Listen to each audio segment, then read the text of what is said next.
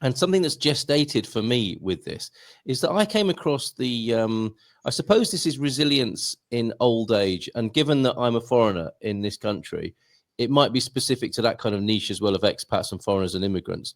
But have you heard of the concept of living, aging, and dying well? Have you come across that? The lad concept. Not in that format. Right. Okay. Well, nor had I until last week, and I belong to a men's shed, which again is another sort of form of social resilience. Wonderful. What men's sheds are really great. We might have a little focus on those because they started in Australia, I think, and they're a great thing for male mental health and good for communities and the people who belong to them. I think it started as an Aussie idea and it's gone all around the world.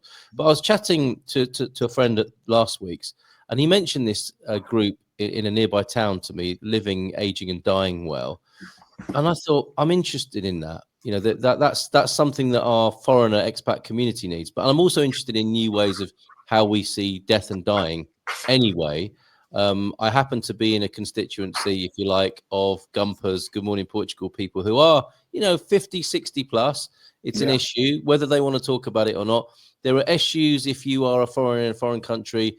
It's not like you imagine it to be necessarily when it comes to death and burial and cremation and all the customs that are local and may not be the same as you're used to at home. And if you assume, you can sometimes be and those you leave behind can be quite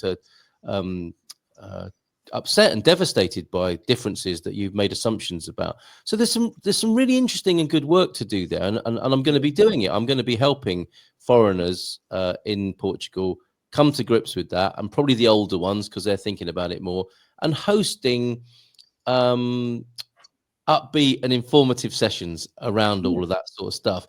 But what I thought was missing, Gary, and there are different archetypes involved in this conversation. There's the ostrich archetype. There's a person who definitely doesn't want to talk about it. There's the sort of conspiracy theorist, tinfoil hat type. Well, everyone's trying to kill us anyway, and I bet I bet it's going to be bad. And then there's the Buddha. I've got the transcendent Buddha archetype, who's like, well, it's going to happen anyway. I might as well mindfully face the fact of this and make the necessary preparations. And also what I thought was and this is where the positive echo comes in, and how I'd like to mix that up with the lad concept, living, aging, and dying well, is a G for growing before the LAD. So it's the glad concept rather than the lad concept. And how it might be that in our older age, we continue to grow spiritually, metaphysically, whilst our physicality is on the wane, you might say. And we can do a lot to mitigate that and take better care of ourselves. But, it's a downward sort of trajectory. We grew up as kids, we plateaued, and it will go down, and gravity will take us back, if you like. But there's no reason why we shouldn't grow considerably in old age, mentally and spiritually. And that's what I'd like to bring. I'd like to add that G to the LAD and make it a glad thing. And what better vehicle for doing that than the positive echo, getting people to proactively think about their legacy? Completely. People, I think they're frightened of not being able to be nosy in a way when they die. It's about what you miss.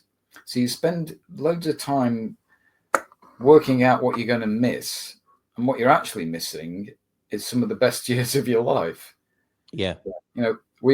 It's undoubted that as you get older, you're wiser. You've just seen more stuff. Yeah.